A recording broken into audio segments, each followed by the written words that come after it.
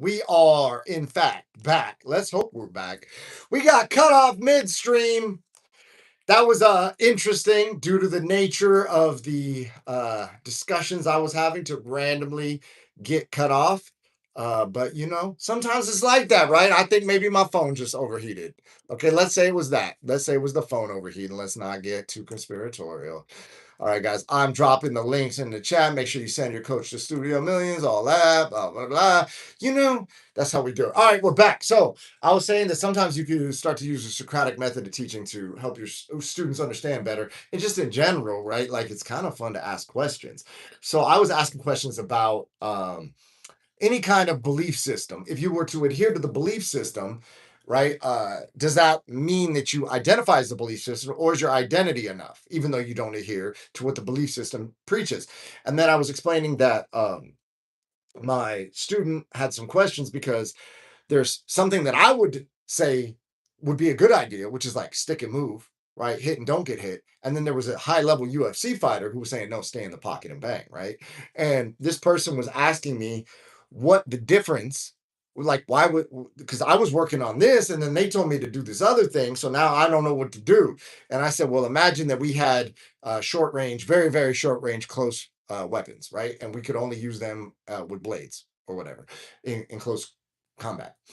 So now imagine you were able to trade that out for a very long range weapon, you know what I mean, with a rangefinder, and you could be at the top of a mountain and send metal very quickly at your opponent, right? Like in a fight to the end. Which would you take?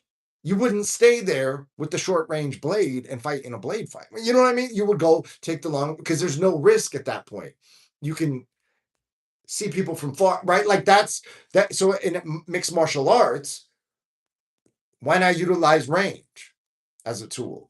And then this person was saying, well, what if I don't have the range? And then I'm like, well, then that is a caveat to where we would prefer to have the range, but because we don't, then we can use plan B, which is be in the pocket and avoid strikes in the pocket. But asking these questions can bring somebody to understand deeper than just kind of telling somebody what to do. So there was a student saying that they have been practicing head movement.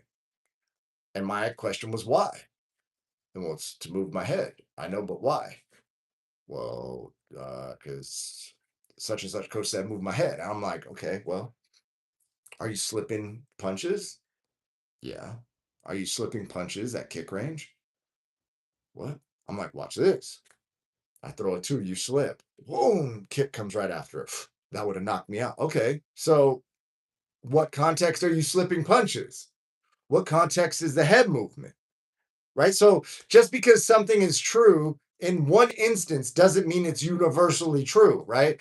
And one of the things I find very fascinating is bringing up the subject that which I believe, guys, we're on a ball in space. I believe that. Okay.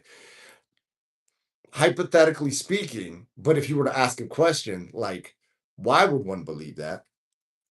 One might say, well, because science. And then that gets us back into our question of religious adherence, right? If you adhere to a belief system that says in the book that there's a firmament, implying that there's flatness, right? Then are you actually that religion? Because that's what that religion believes. So then where's the line between getting to pick and choose at? Does that make sense? Right? So the same thing with martial arts. This is what I'm getting at. Let's do this. Let's do a message of the day. Let's do a message of the day. You, my friend, are under no obligation to be the same person you were 5 minutes ago. Now, I should probably look up who created that quote so I can give attribution because I believe in attribution. But that quote really resonated with me. And what I mean by that in a martial arts context is that I hear it all the time. I'm a black belt, right? So if I ball somebody up, they go, "Oh, well, man, yeah, that's you're a black belt. I'm like a striker." But in my head, I'm like, "You're under no obligation to not know how to grapple. Like you could learn to, you could be a grappler and a striker. You could be well rounded. You could be well versed in many forms of martial arts. You could be dangerous everywhere, right? And so one of the little dudes on the little teenagers at the gym, he has sworn off grappling, and he likes to strike. And I told him, bro, you know what a striker is with no grappling? He said, what's that? I said, harmless. You know what I mean? Right? Like he doesn't have to be bad at grappling. You can dislike grappling, you can be bad at, but that doesn't have to stay that way. Wouldn't grappling be more fun if you balled everybody up? Okay, we'll just get to that point.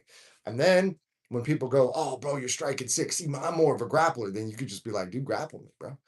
What are you talking about? So that happens frequently. Like I'll spar someone, put hands on them, teep them in their solar plex, teep them in their liver, and then they're like, dude, see, if we went for real, I would just take you down. And in my head, I'm like, and do what, bro?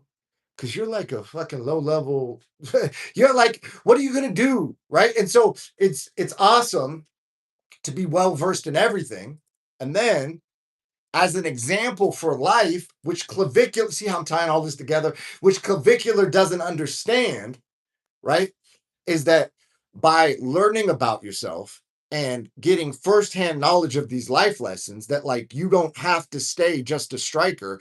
You're under no obligation to be the same person you were 5 minutes ago. You can change. You are empowered. You are the one in charge of your life. You can do anything you set your mind to. If you want to get freaking religious, then I'm going to tell you that you are a divine creation of an all-loving God and universe above, and that energy is channeled through you.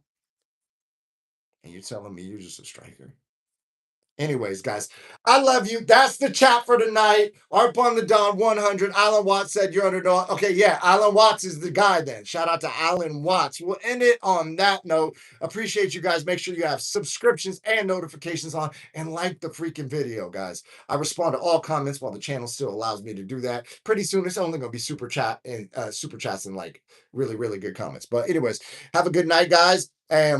Maybe tonight, visualize who you would want to be if there were no limits on who you could be. And then remember, you're under no obligation to be the same person you were 5 minutes ago. Alan Watts. Let's freak.